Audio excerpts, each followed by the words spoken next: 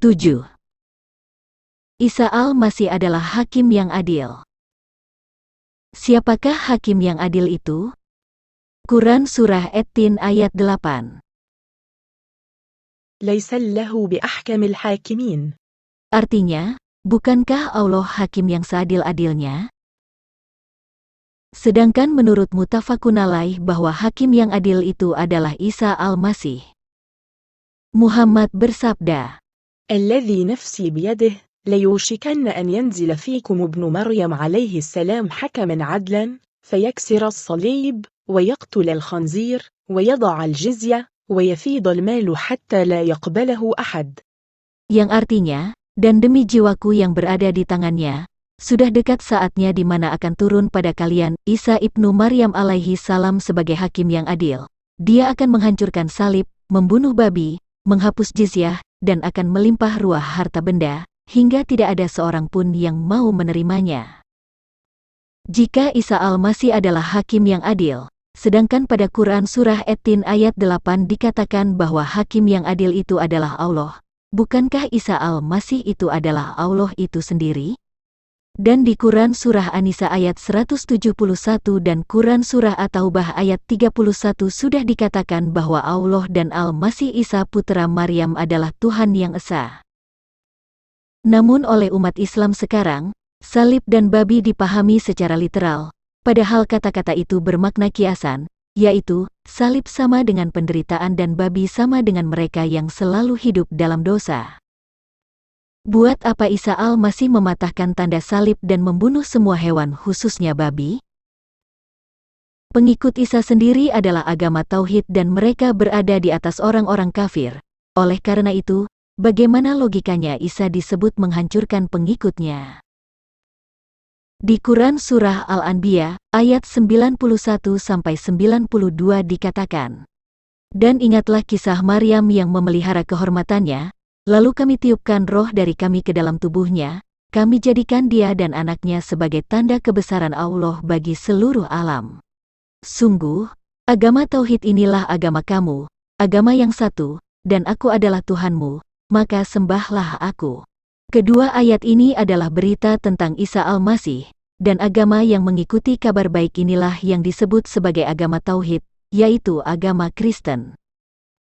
Dan di Quran Surah Al-Mu'minun ayat 50-52 juga dikatakan, dan telah kami jadikan Isa putra Maryam bersama ibunya sebagai suatu bukti yang nyata bagi kebesaran kami, dan kami melindungi mereka di sebuah dataran tinggi, dengan mata air yang mengalir. Allah berfirman, wahai para rasul, makanlah dari makanan yang baik-baik dan kerjakanlah kebajikan, sungguh, aku maha mengetahui apa yang kamu kerjakan. Dan sungguh, agama tauhid inilah agama kamu, agama yang satu dan aku adalah Tuhanmu, maka bertakwalah kepadaku. Ketiga ayat ini juga adalah berita tentang Isa al-Masih, dan agama yang mengikuti kabar baik ini disebut agama tauhid, yaitu yang kita kenal dengan agama Kristen. Bukankah agama tauhid yang dimaksud di Quran Surah Al-Anbiya ayat 92, Quran Surah Al-Mu'minun ayat 52 adalah agama yang memberitakan kelahiran Isa al-Masih sebagai tanda bagi seluruh alam. Pengikut Isa al-Masih adalah Muslim yang sebenarnya dan mereka di atas orang-orang kafir. Al-Quran berkata, dan ingatlah, ketika aku ilhamkan kepada pengikut-pengikut Isa yang setia, berimanlah kamu kepadaku dan kepada Rasulku. Mereka menjawab, kami telah beriman. Dan saksikanlah, wahai Rasul, bahwa kami adalah orang-orang yang berserah diri. Muslim, Quran Surah Al-Maidah ayat 111. Ingatlah, ketika Allah berfirman, wahai Isa, aku mengambilmu dan mengangkatmu kepadaku, serta menyucikanmu dari orang-orang yang kafir, dan menjadikan orang-orang yang mengikutimu di atas orang-orang yang kafir hingga hari kiamat, kemudian kepadaku engkau kembali, lalu aku beri keputusan tentang apa yang kamu perselisihkan. Quran Surah Ali Imran ayat 55. Kalau di Quran Surah Al-Maidah ayat 111 dikatakan bahwa Kristen adalah Muslim dan di Quran Surah Ali Imran ayat 55 dikatakan bahwa orang-orang Kristen berada di atas orang-orang kafir hingga hari kiamat, bagaimana logikanya umat Kristen dihancurkan oleh Isa di akhir zaman? Makna tanda salib di dalam gereja umat Kristen adalah sebagai tanda keselamatan, karena Yesus yang tidak berdosa telah rela menderita dan mati terkutuk di kayu salib sebagai ganjaran atau kurban kutuk dosa umatnya.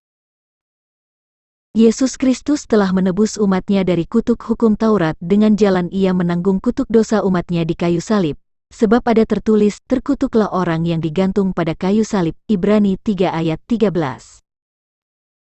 Dengan demikian, maksud dari Isa akan menghancurkan salib dan membunuh babi adalah, Isa akan membebaskan umatnya di akhir zaman dari penderitaan kutuk dosa dan membawa manusia ke jalan yang benar, supaya manusia beroleh hidup kekal di sorga. Oleh karena itu, berpikirlah yang waras dan yang cerdas.